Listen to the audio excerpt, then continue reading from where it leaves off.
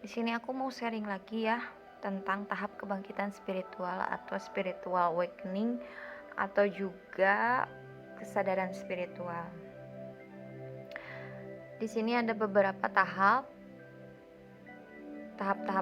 kebangkitan spiritual ya. Yang ada juga di sini beberapa yang aku alami. Ya. Tahap yang pertama di sini ada pelatihan atau training. Latihan ini cukup keras ya, apalagi terutama untuk twin flame dan light worker. Ciri-cirinya sebagai berikut. Mengalami sakit parah, atau sakit misterius. Bahkan kita tidak tahu obatnya apa. Lalu ada juga yang mengalami bangkrut. Juga ada yang mengalami perceraian, perpisahan dengan pasangan, aib terbuka di depan umum, dan juga ada juga yang kehilangan demi kehilangan apapun itu. Kehilangan itu bermacam-macam ya. Ada kehilangan kesehatan, kehilangan benda, kehilangan uang, kehilangan teman, kehilangan pasangan, kehilangan orang yang kita sayang. Atau kita kehilangan orang yang kita sayangi meninggal ya. Dan di sini ada beberapa yang aku alami sendiri. Di sini aku mengalami sakit yang misterius. Mungkin aku kelihatan gak apa-apa, kelihatan sembuh, tapi aku sakit. Dan aku juga gak ngerti sakit aku apa. Cuman ya aneh gitu. Lalu di sini aku mengalami kebangkrutan. Usaha aku macet. Orang-orang yang aku percaya, yang ikut kerja sama aku semua banyak yang mengkhianati. Terus banyak yang jadi gak peduli. Jadi intinya usaha aku macet total, bangkrut. Lalu aku mengalami juga kehilangan seperti kehilangan teman-teman. Satu persatu teman-teman aku menghilang, entah kemana. Yang kedua, aktivasi cakra dan kundalini. Aktivasi cakra dan kundalini kita, 7 cakra utama kita terbuka. Dan kundalini kita terbuka sehingga sulit tidur, sulit makan, bahkan ada juga ya beberapa orang yang mengalami jadi makin banyak makan. Kalau di sini yang aku alami, aku sulit makan. Sampai aku sepertinya lupa makan. Seperti di kehidupan ini gak ada makan. Kalau suami aku gak suka ngingetin makan, kayaknya aku gak makan-makan. Karena emang perut aku gak ada rasa lapar. Jadi bukan aku gak mau makan gimana, cuman perut gak lapar, jadi gak inget sama makan. Terus jadi kayak gitu. Lalu kalau misalkan suami aku nyuruh makan, aku suka makan, tapi meskipun suka memaksakan makan juga tetap aja tidak selera. Sampai badanku menjadi kurus. Karena di situ badanku kan sedang aktif dari atas sampai bawah. Dari situ aku mulai merasa aneh. Dan di situ aku mulai mencari informasi tentang apa yang terjadi. Mulai banyak pertanyaan yang datang. Tiba-tiba ada banyak pertanyaan masuk ke kepala. Dan tahap ini ya yang membuat kebanyakan orang susah tidur, kurang tidur, kurang istirahat, dan biasanya jadi mudah stres dan mudah marah. Tapi kadang-kala kalau yang benar-benar aktif, tidak ada stres atau gimana, cuman capek, cuman gak bisa tidur juga sama. Rata-rata orang yang dalam tahap ini dia lebih banyak produktif dan akhirnya melihat ke dalam diri. Dari sini aku mencari jawaban, aku doa minta sama Tuhan, petunjuk sama Tuhan, dan tiba-tiba jawaban itu datang masuk ke dalam pikiranku, dan jawabannya adalah meditasi. Di situ aku kan gak tahu apa meditasi. Aku nanya lagi meditasi itu apa. Lalu aku mencari-cari lagi jawaban, mencari searching, aku cari jawaban meditasi itu apa. Di situ aku seperti yang langsung ditunjukin. Ada satu meditasi yang aku cobain. Jadi kalau misalkan aku searching pas waktu itu, kalau misalkan aku banyak pertanyaan, langsung aku mencari tahu. Kalau misalkan sesuatu yang tidak boleh aku dengar atau aku lihat, itu nggak kebuka. Kayak misalkan aku cari di YouTube, kalau misalkan petunjuknya tidak sesuai dengan aku, mungkin ya itu tidak bisa kebuka, tiba-tiba begitu sendiri. Tapi kalau yang misalkan itu harus aku dengar, harus aku lihat, itu kebuka secara lancar aja. Lalu di situ aku mencoba buat bermeditasi, mengikuti cara-caranya. Di situ aku merasa tenang. Tapi kemarin kan aku kan dari Muslim, agama aku pindah ke Kristen. Dari situ aku ngobrol sama orang gereja, sama mentor aku, nanyain aku tentang masalah meditasi. Katanya nggak boleh. Nah dari situ aku nggak lagi meditasi ya, karena nggak boleh kan. Jadi dari situ aku berhenti meditasi. Lalu aku doa seperti biasa aja. Tapi di situ aku ngerasa kalau misalkan aku cuma doa doang, aku nggak merasa puas hati aku gitu. Karena di sini ya ada untuk orang-orang yang tidak bisa mengerem ini, biasanya masuk lagi ke tahap selanjutnya. Nanti aku bikin video tentang aku dari Muslim masuk Kristen, beda lagi. Oke, sekarang lanjut lagi ke tahap yang ketiga. Di sini ada tahap Dark Night of the Soul, yaitu kegelapan jiwa kita. Di sini manusia mempunyai dua sisi jiwa, sisi gelap dan sisi terang. Dan ini adalah kita masuk ke dalam tahap kegelapan kita. Dalam tahap ini kita pasti mengalami pertama-tama memang dari ujian, yang kedua dari akibat kelelahan karena kita kurang tidur. Jadi karena badan kita sedang sangat aktif, meskipun kita nggak ngapa-ngapain, cakra kita semua terbuka. Kundalini kita terus berjalan, dan sehingga itulah yang membuat kita jadi uring-uringan, stres, mudah marah, dan mulai kurang istirahat. Dari kurangnya istirahatnya kita, itu mendatangkan pikiran-pikiran yang tidak perlu. Seperti pikiran masa lalu, penyesalan, kekecewaan, kemarahan, dendam, bingung, sakit hati. Banyak hal yang bisa datang dari situ. Dan itu yang namanya kegelapan jiwa. Yang namanya kegelapan jiwa itu vibrasinya sangat rendah.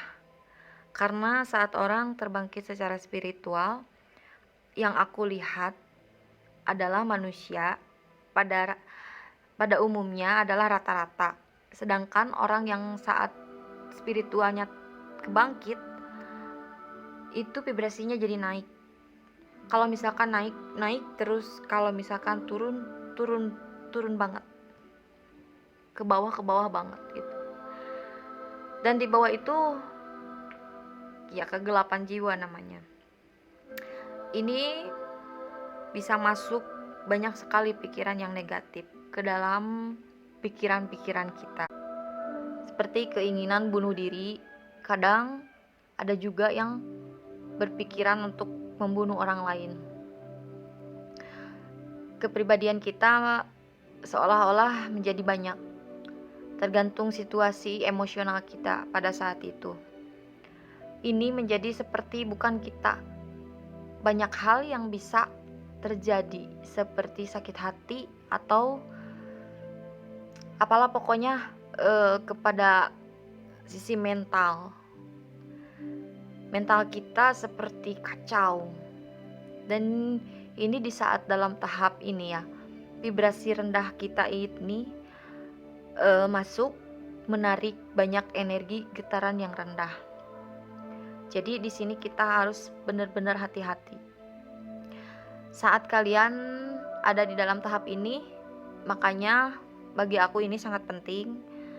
Dalam tahap ini yang aku alami adalah keinginan bunuh diri yang masuk ke dalam pikiranku. Tiba-tiba seperti ada yang berbisik. Pas waktu itu aku ngalamin seperti ada yang berbisik menyuruh aku untuk bunuh diri. Jadi seperti sampai-sampai di situ aku ada pikiran kalau aku bunuh diri sepertinya mereka yang menyakitiku akan puas. Karena pas waktu itu banyak sekali yang dirasakan sama aku, yang masuk ke dalam pikiran aku tentang kekecewaan, sakit hati. Karena pas waktu itu tiba-tiba banyak sekali petunjuk-petunjuk yang masuk ke dalam mimpi.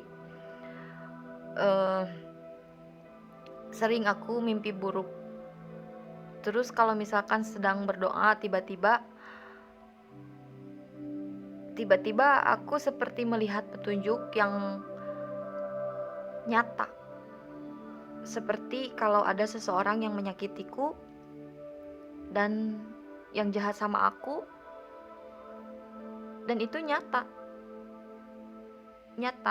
terjadi gitu. Terjadi sama aku. Jadi di situ Tuhan membuktikan semua mimpi-mimpiku menjadi nyata. Apa yang aku mimpikan, apa yang aku lihat pas waktu aku berdoa, itu semua nyata. Dan di situ aku merasakan sekali kekecewaan, sakit hati. Makanya sampai-sampai aku berpikiran aku mau bunuh diri. Apalagi banyak sekali bisikan.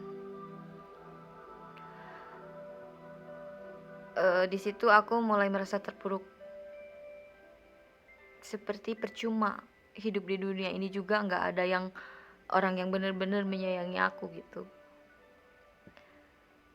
Sampai-sampai bisikan bunuh diri itu muncul. Tapi di situ aku juga berpikir, ada apa? Kenapa sampai seperti ini? Dan di situ aku juga mulai banyak mendengar dan melihat suara-suara atau melihat hal-hal yang tidak bisa orang lain lihat. Itu semakin jelas. Memang aku dulu juga bisa merasakan hal-hal seperti itu, tapi tidak seperti yang kemarin, aku tidak seperti sekarang gitu. Dan di situ pikiran aku semakin kacau, dan aku mulai mencari lagi cara supaya aku bisa mengendalikan semua ini. di situ muncul lagi pertanyaan-pertanyaan masuk ke dalam pikiran aku. Apakah aku ini berhalusinasi atau apa aku gila gitu. Dan kadang aku juga berpikir mungkin aku gila. Dari sini aku berdoa meminta petunjuk dan mulai mencari-cari cara bagaimana agar aku bisa mengendalikan semua ini. Dan tiba-tiba yang masuk lagi ke dalam pikiranku sebuah jawaban, yaitu sama. Meditasi. Aku disuruh meditasi. Dari situ aku mulai lagi meditasi. Dan setelah aku meditasi, aku dari situ mulai merasakan ketenangan. Nah, dari dalam tahap ini makanya banyak sekali yang menyebabkan orang, kegilaan orang itu jadi orang-orang gak tahan. Mereka ada yang memilih sampai menghabisi nyawa mereka, padahal itu malah bikin penderitaan lebih banyak nanti di sana. Makanya di sini aku mendoakan kalian yang mengalami kebangkitan spiritual seperti aku mendoakan kalian agar lebih kuat dan mencoba lakukan meditasi seperti yang aku lakukan, agar kita bisa menjadi tenang, karena tidak ada orang yang bisa menolong kita. Bertanya ke sana ke sini nggak ada yang tahu, nggak ada yang ngerti. Jawaban itu ada lagi di dalam diri kita. Jadi Tuhan membuat kita seperti ini. Tuhan memberikan ujian kepada kita seperti ini. Tuhan juga yang memberikan petunjuk buat kita apa yang harus kita lakukan. Kita mencari kemana-mana juga nggak ada yang bisa mengobatin. Selain ya aku dari situ berserah aja sama Tuhan. Aku mohon kepada Tuhan agar aku secepatnya pulih dan aku menerima jawaban-jawaban itu. Dari situ ya aku memang menjalankan apa yang masuk, jawaban yang masuk ke dalam pikiranku. Aku ikutin itu. Setelah aku tenang,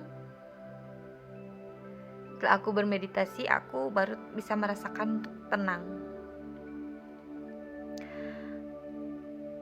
Dari sini ya, kalau misalkan ada yang sama ngalamin seperti aku, kalau butuh saran dari aku, boleh ya, nanti kita sharing. Nanti aku juga akan bantu mengatasi seperti pengalaman-pengalaman aku yang udah aku alamin. Mudah-mudahan nanti aku bisa membantu apa yang keluarga jiwaku merasakan. Lalu di situ kita kan kadang-kadang meledak ya, tidak bisa kontrol, tidak bisa mengendalikan apa yang kita rasakan itu secara tiba-tiba. Jadi dari situ kita harus benar-benar bisa mengendalikan semuanya. Tidak ada orang lain yang bisa menolong kita kecuali diri kita sendiri. Makanya yang butuh bantuan atau mau sharing sama aku, Nanti aku akan bantu kalian ya. Udah di situ tahap keempat, timbul keinginan kita semakin meningkat, keinginan pengetahuan, keinginan rasa ingin tahu tentang apa saja yang ada di dalam dunia ini.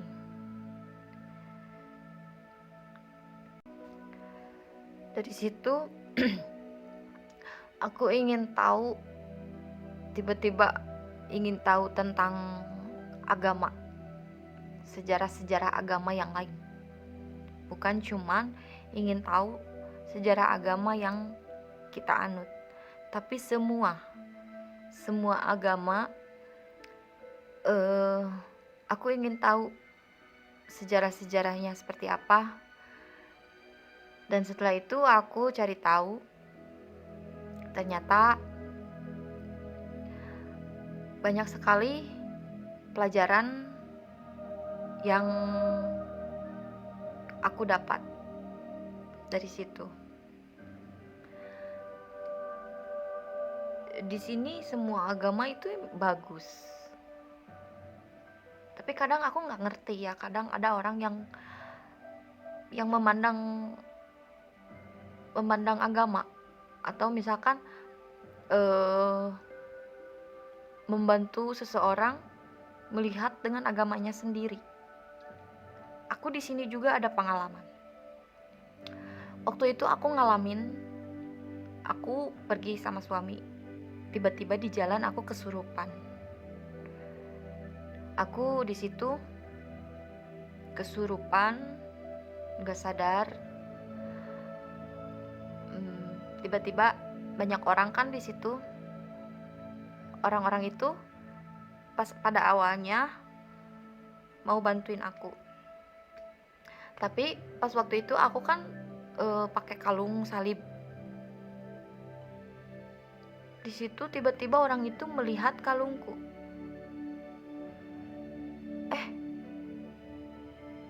Jadi mundur orang itu. Tiba-tiba mundur karena melihat agama aku yang berbeda. Jadi menurut aku di sini masih banyak orang-orang yang tidak, yang kurang tahu ya. Yang kurang tahu tentang cara membantu orang yang benar-benar. Jadi mereka hanya menilai dari agamanya sendiri, mungkin ada yang menilai dari sukunya sendiri. Dari situ juga aku mendapat ilmu lagi. Dari pengalaman aku itu, oh ternyata orang-orang itu masih ada yang seperti ini. Kalau aku enggak, masalah agama aku enggak mau membandingkan masalah agama. Jadi kalau misalkan kalian yang mengalami hal kebangkitan spiritual yang sama seperti yang aku rasakan dan ingin sharing sama aku, atau minta bantuan, aku mau bantu. Agama apapun itu, aku mau bantu. Jadi kita sama-sama manusia, sama-sama diciptakan Tuhan. Jadi kita harus sama-sama saling menolong.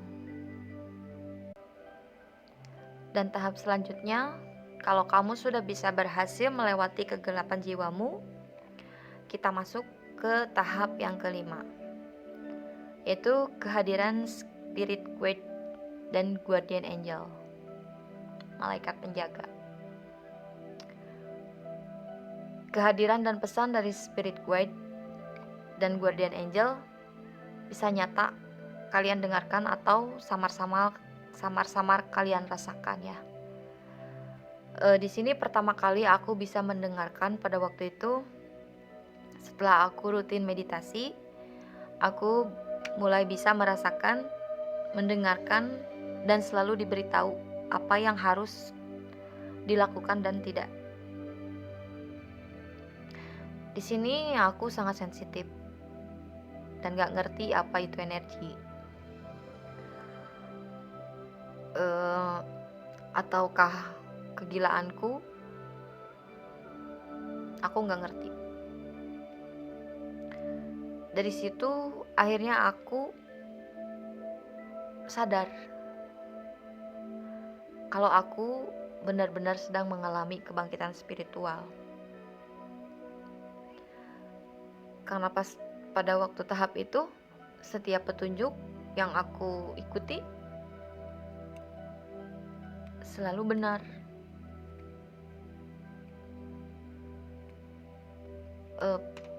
Terus pas waktu aku meditasi, aku di situ melihat sosok.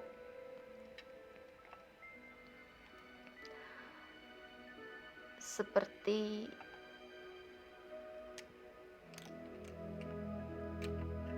malaikat yang bersayap. Ada beberapa sosok yang aku lihat, dan dari situ aku tahu kalau itu adalah malaikat penjagaku. Di situ kita mulai lebih. Dari situ aku mulai merasakan lebih dekat. Dan banyak sekali petunjuk-petunjuk yang masuk. Seperti aku bikin video ini, aku disuruh membuat video ini dan aku semangat sekali buat bikin video ini. Jadi itu seperti ada dorongan masuk ke dalam diri kita, dan aku bertanya, apakah aku harus membuat video ini? Apakah aku harus menceritakan pengalamanku? Dan iya, jawabannya iya. Makanya aku semangat untuk membuat video-video ini supaya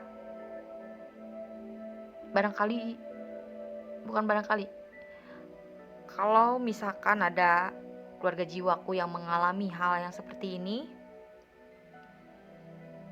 dia nggak terlalu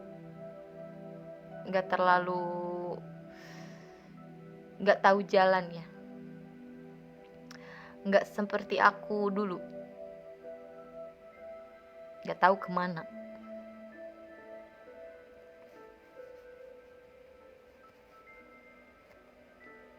Dan mungkin ya Tuhan atau malaikat pembimbingku, malaikat penjagaku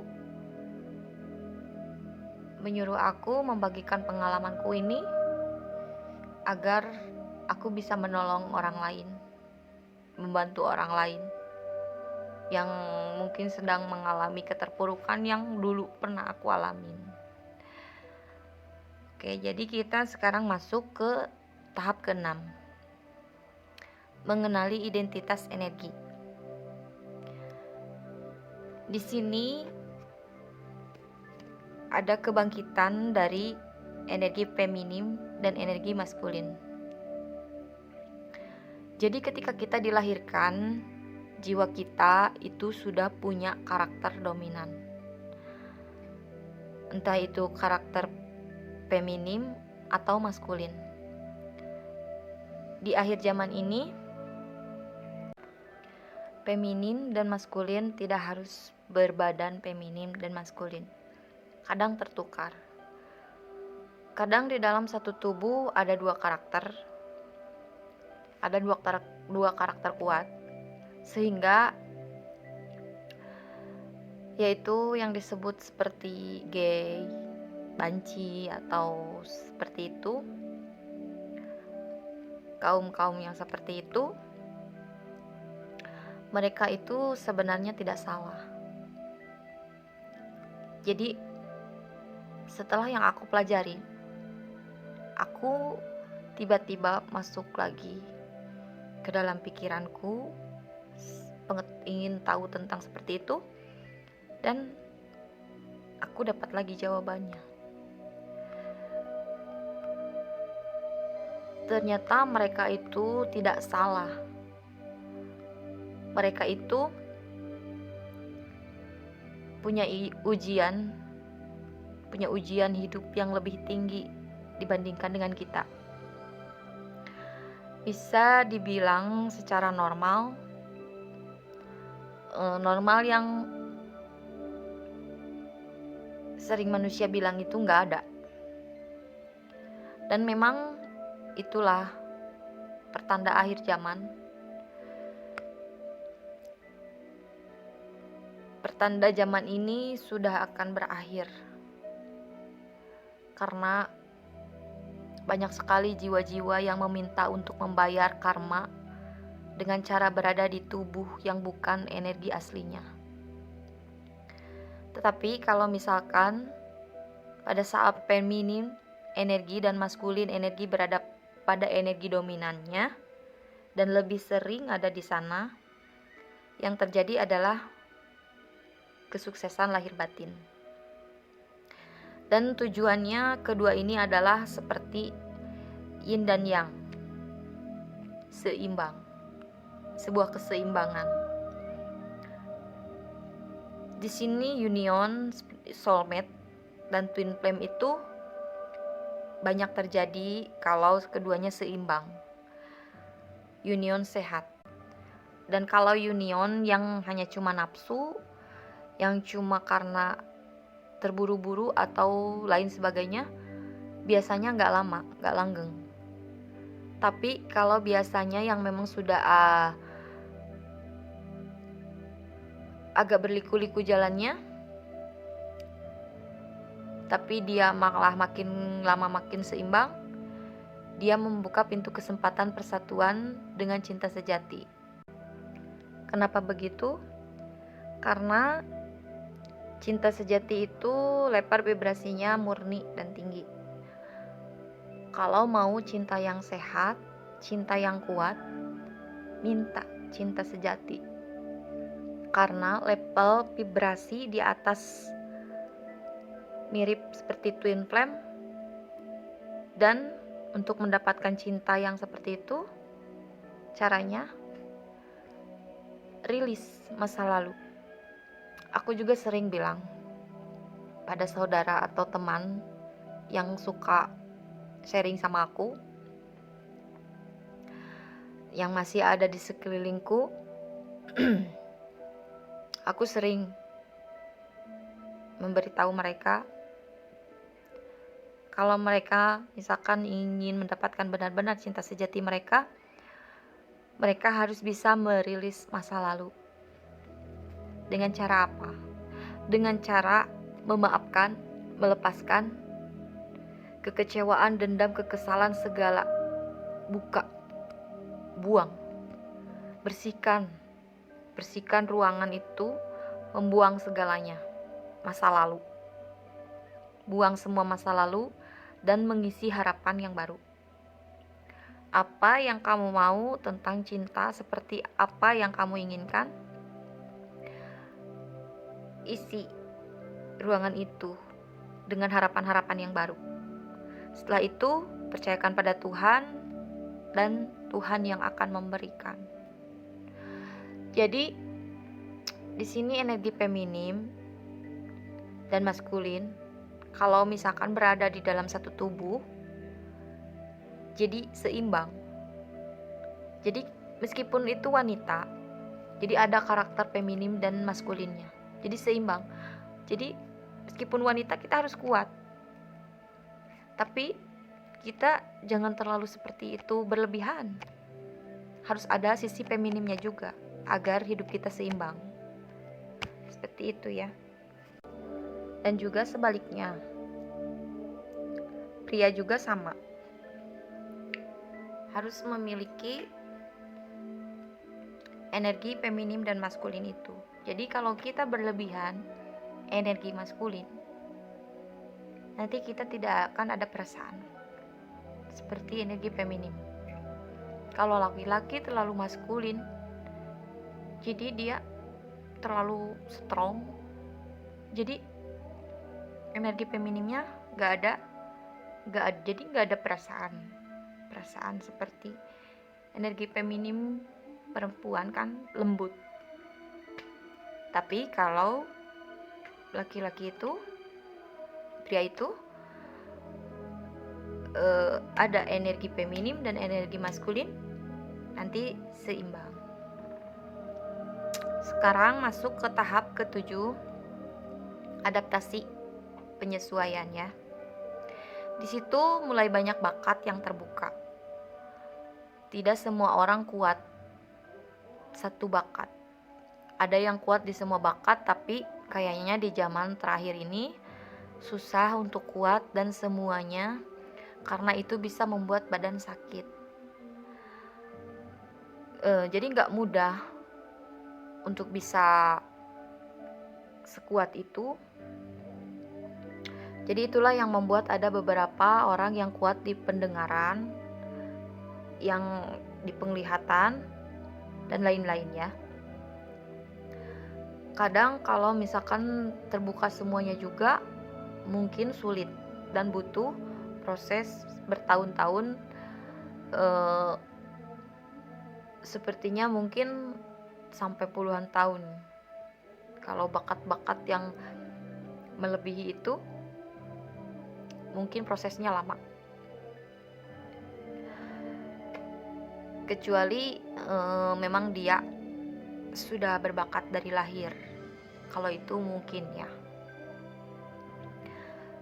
Tahap ke-8, keseimbangan spiritual dan material.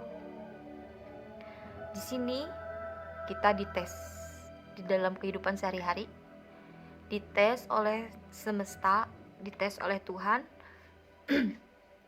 bagaimana segala hal spiritual yang dialami selama itu, berbulan-bulan atau bertahun-tahun, tergantung orangnya, harus diaplikasikan ke dalam kehidupan nyata.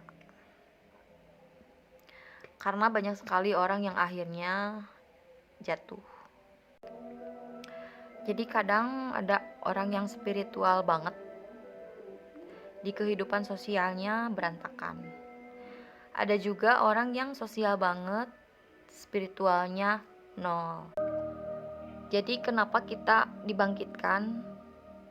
Kita harus bisa mengaplikasikan itu ke dalam kehidupan manusia kita.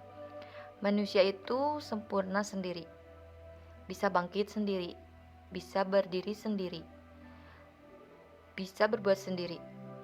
Tapi dia diciptakan sebagai bentuk sosial. Jadi dia harus bersosial dan mengaplikasikan itu supaya bisa menaikkan vibrasi masyarakat, vibrasi lingkungan di sekitar dia. Jadi percuma kamu terlalu sakti kalau kamu hidup sendiri kan. Jadi buat apa? Terus percuma lagi kamu terlalu materialistis, nanti setelah mati kamu mau kemana? Tetep kan, jadi harta tetep gak dibawa. Jadi tetap kita yang dihitung adalah nilai kebaikan kita, pengabdian kita kepada Tuhan dan kepada sesama. Dan menurutku yang sangat penting, keduanya harus seimbang. Orang yang terlalu sakti kadang-kadang dia bisa merasa sendiri. Orang yang terlalu materialistis kadang merasa dia selalu sendirian, rasanya di tengah keramaian. Makanya kita seimbangkan keduanya agar kita bisa berada di sana. Kita bisa di sana, kita bisa di sini. Jadi kalau kita bisa beradaptasi dimanapun kita berada, apapun yang kita lakukan, kita akan bahagia. Dan kita tidak akan pernah kehilangan jiwa kita sendiri, jati diri kita sendiri. Dan yang terakhir, yang ke-9, anugerah. Tahap yang ke-9, kita diberi anugerah atau hadiah dari Tuhan dan semesta. Saat kita berhasil menyeimbangkan segala aspek spiritual, material, sosial, biasanya kamu jadi magnet dan berkah. Ini bisa belasan tahun orang baru bisa ngerasain. Makanya kebanyakan orang yang banyak penyerah duluan karena ujiannya terlalu berat. Tapi kalau menurut aku ya, dari setiap ujian ini, jangan menyerah. Please jangan menyerah. Karena nanti kita mendapatkan nikmat yang luar biasa. Kalau misalkan kita stres banget, depresi banget, coba cari bantuan. Cari bantuan yang lebih mengerti tentang masalah ini. Atau tidak, kalau misal tidak ada yang seperti yang aku alami, kita terus minta bantuannya langsung sama Tuhan. Nanti secara tiba-tiba, seperti aku yang gak ada guru, gak ada apa, gak ada yang memberitahu, tapi aku di sini melibatkan Tuhan. Segala sesuatu yang terjadi sama hidupku, aku selalu libatkan Tuhan. Aku minta sama Tuhan sampai Tuhan memberikan petunjuk-petunjuk, dan aku bisa melewati semua itu. Jadi kalau misalkan kalian merasakan seperti ini, coba cari yang lebih berpengalaman atau orang yang mengerti, atau kalau tidak ketemu, selalu libatkan Tuhan agar Tuhan memberi dan membimbing kita, memberi jawaban tentang apa yang kita alami ini. Jadi supaya nanti kamu bisa benar-benar merasakan nikmatnya. Karena segala hal ini bukan terjadi pada kamu, tapi untuk kamu. Semesta, Tuhan memberikan ini untuk kamu. Tapi kalau kamu di tengah-tengah perjalanan sudah menyerah, lalu kamu seperti yang tadi aku omongin, misalkan mengakhiri hidup atau gimana, jadi Tuhan mau datang ke kamunya juga, kamunya udah gak ada. Jadi kemana itu anugerahnya nanti? Dan disitulah aku rasa ketahanan kita juga sangat benar-benar diuji. Ketahanan kita percaya pada Tuhan, ketahanan kita mengatasi dan menghadapi segala ujian dan training kita yang luar biasa ini. Aku diuji udah ada 1,5 tahun. Dan sekarang saat ini kalau dihitung, aku diuji itu ya sekitar 1,5 tahun. Saat ini aku sudah mulai sedikit-sedikit bisa beradaptasi, menyeimbangkan dan betul-betul merasakan anugerah Tuhan yang luar biasa. Dan saat ini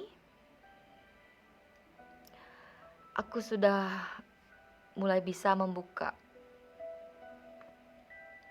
apa misi jiwa kita. Rezeki kita jelas ada, dan kita bisa berbagi dengan berbagai bentuk dan tugas masing-masing. Dan itu akan menjadi pekerjaan yang membuat jiwa dan raga kita itu merasa terpenuhi. Dan aku di sini sekarang ini, aku sangat bersyukur sekali menjadi diriku hari ini. Dan itulah yang harus dicapai. Tapi tentunya prosesnya tidak mudah. Saat kita mengalami kegelapan jiwa itu, prosesnya lama sekali. Dan yang aku harapkan keluarga jiwaku tahu dan mengerti apa yang akan terjadi dan terbaik nanti. Terakhir, tapi seperti yang dibahas tadi, sebentar atau lamanya proses itu tergantung kita mau belajar atau tergantung kamu cepat-cepat menyelesaikan pas waktu ujian kegelapan jiwa itu. Berapa lama di situ yang lamanya, seberapa cepat itu, di situ prosesnya tergantung kita yang menjalankannya. Kalau kamu bisa menyelesaikan dengan cepat, maka prosesnya akan cepat. Dan kamu kalau tidak bisa menyelesaikannya dengan cepat, ya nanti prosesnya lambat juga, begitu. Tapi di sini setelah kamu berhasil melewati semua ujian dan kamu mendapatkan berkah itu, kamu jangan bangga dulu.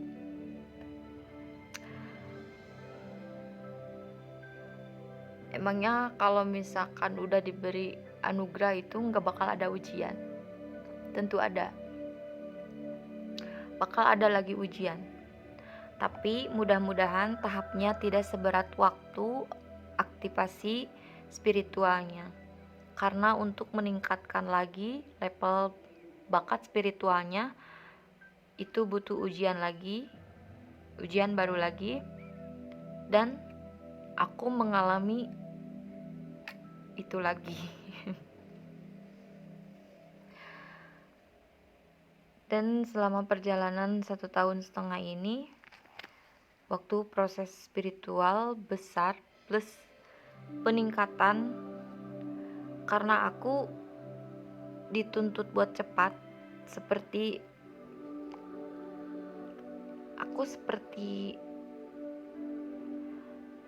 disuruh menolong. Misalnya bikin video ini seperti itu, dan membagikan pengalaman yang sudah aku alami, dan masih banyak lagi nanti video-video pengalaman yang sudah menumpuk sekali di kepalaku yang segera ingin aku keluarkan. Semua itu nanti aku akan bikin lagi video tentang pengalaman-pengalamanku yang lain ya. Semoga video ini bisa membantu menjadi arahan kalau misal keluarga jiwaku punya tahapan yang lain atau pengalaman yang lain, boleh kita sharing ya. Mungkin kita nanti bisa saling membantu keluarga jiwa yang lainnya.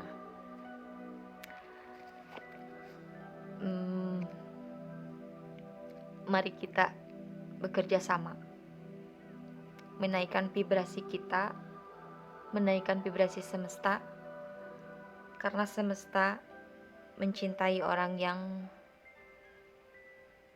saling menolong. Jadi segitu video dari aku, mudah-mudahan bermanfaat. Dadah.